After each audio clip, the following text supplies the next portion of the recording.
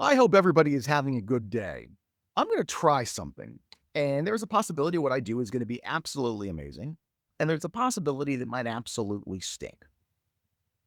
We'll see. People will come to me a lot of times and say, "Oh, you saw this article or you mentioned this article. That's cool. How do you compile all of these things and talk to people and blah, blah, blah, blah, blah, blah." So, what I'm going to do is I'm going to go through some stuff that I have seen in the last couple of weeks, maybe month, and one, share it with you. So hopefully you can look at those resources and be like, oh my gosh, I want to learn more. I'm going to give you a little bit of my perspective on this. So maybe you can think about applying it. I'm going to drink hot water with lemon because if you've not done hot water with lemon, boy, oh boy, you're missing out. Also, add like a little bit of honey into the equation. I'm doing this because that is William on the left. That is Leah on the right. That is my wife and I. We actually have a photo of us together. It is a holiday miracle. We are all busy people with lots on our to do list, and I hope that some of these ideas will help you be able to do more with the resources you have so you can spend more time with the people that matter to you. So, with that in mind, I will go to the first thing that I think about and then explain my lens on it. And hopefully, you can take this, be able to run with it, and have yourself a delightful day. A friend of mine shared this with me, although the story is old. And I thought it was incredibly intriguing for those folks in the media relations space. The idea of redefining news and being able to take a look at something that is old and maybe make it new again. For those who don't know, the Ohio University mascot ended up tackling Brutus and getting in a fight with the mascot, maybe a little more of a scuffle, fracas, if you will.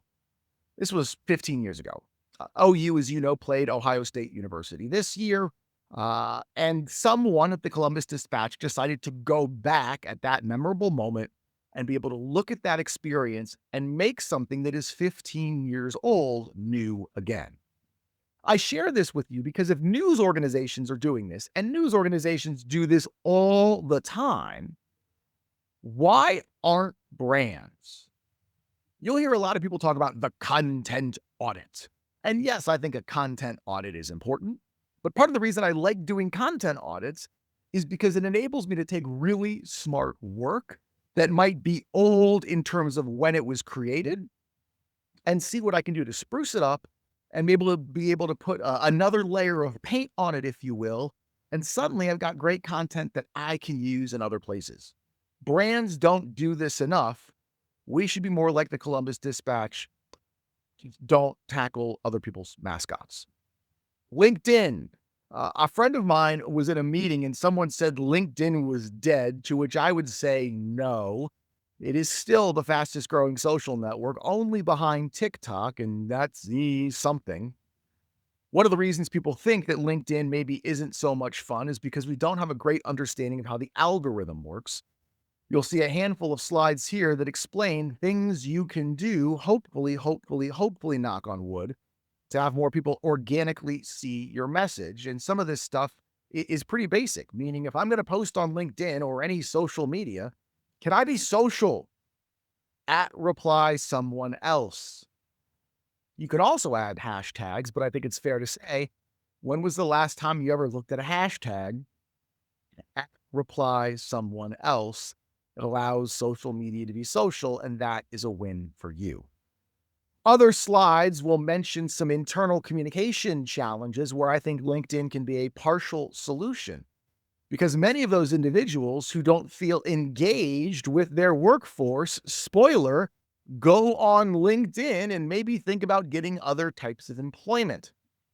How can I show people what it looks like to work at my brand or organization, whether they are already there, or maybe I need to recruit or bring in new talent? This is part about being integrated with your marketing communication and not spending so much doggone time in the silo. I also tend to think on the agency side of life that these trends and presentations are helpful when it comes to thinking about media and how, even though your managers may not do a whole lot of television or broadcast interviews, they certainly are interacting with other people who tend to have phones and tend to post on social media a fair amount of time.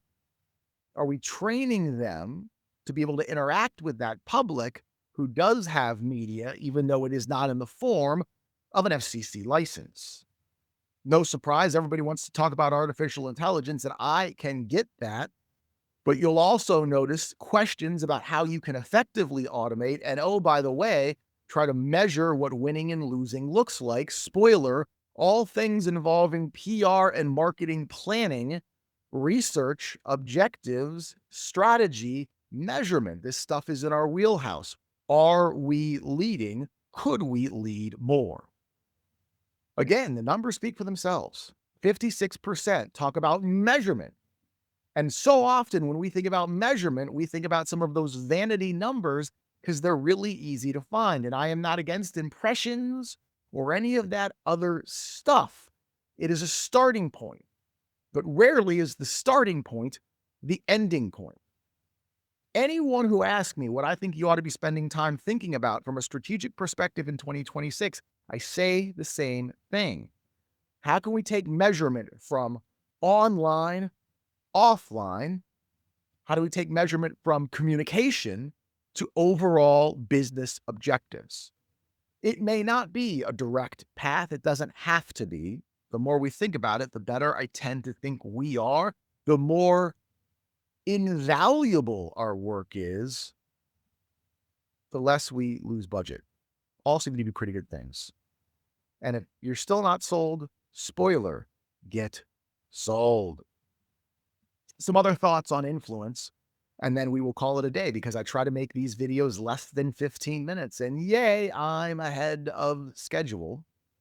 Many people will come to me asking about influencer marketing, and I think influencer marketing is important. I do not want to diminish influencer marketing. What I want us to do is to look at influence beyond pure follower numbers. Again, those impressions we talk about might be a nice starting point, but it may not be the conclusion. When you see this deck, you will notice some of the things that help create influence, and spoiler, a bunch of those materials don't involve the amount of people who follow your organization. We also need to think about the notion of graphic design so we can try to reach different people in different places. For every single individual who likes to hear people talk, great. There's also someone who likes to read, whether it is an actual book or something on a device. And if you're going to think about either of those options, you've got to be able to think about visual storytelling. That takes time. That takes money. I wanted to share with you some 2026 influencer numbers, in part because you see many of those numbers starting to change and you're starting to see more segmentation.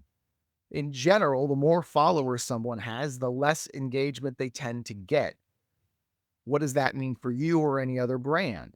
You have to be able to be very clear in understanding what you want out of the partnership. Do we want people to see it? Do they want people to like it? Do they want people to do something tangibly with it? Once you have an understanding of that journey, that probably enables you to think about which of these influencer segments work the best. And once you've gone through that journey, you might also realize that you need to have different levels of influencers in order to be able to reach different people based on where you are in the campaign lifestyle. It's different for everyone. That's good because you can be custom. It also is scary because you can be custom and you have a million different ideas that are out there. Whatever path you choose, just know that many times your investment will probably involve an actual investment in terms of pricing. You'll see these numbers, and I can't stress this enough, though I will try. They aren't perfect. It's guidance. As you or anyone you work with starts the influencer marketing process and starts thinking about budget, I would argue this is a really good way for you to think about how things look and determine, can we find a really good value, or is someone way priced out of the marketplace? And if they are we able to justify the investment? I think this will allow you to make better influencer marketing decisions because it gives you a little bit of a roadmap to work with. Roadmaps tend to be a good thing. The final thing I will share with you once you've found that good roadmap, and thank you, Nicole Santi, who is a great follow on LinkedIn, was results from a Stukent social media simulation. If you haven't followed Stukent, it's really good and it's pretty affordable. And they do these amazing simulations. I share this with you because many of these students went through the simulation process and they got guidance on questions many of us receive in the social media space, which is how often should I be posting? I tend to think this gives you some pretty good ideas on where you want to start and how you want to be able to continue building that flywheel of success. So, this is my first stab at this. If there are any questions about anything that I mentioned, you have my email address. That, in fact, is my cell phone. You are welcome to call, email, do whatever it is you need to do. Again, the slides should be readily accessible if you want to take a deeper dive at any of those places. Also, follow any of those people or brands who came up with really good ideas. If we aren't learning, we aren't progressing. And if we aren't progressing, we're falling behind. My hope is this allows you to be a better communicator. And then if I can be a resource, you will take the time to let me hopefully be a further help. I appreciate you for getting through all of this. Please be smart. Please be safe. Please be you and have a great day.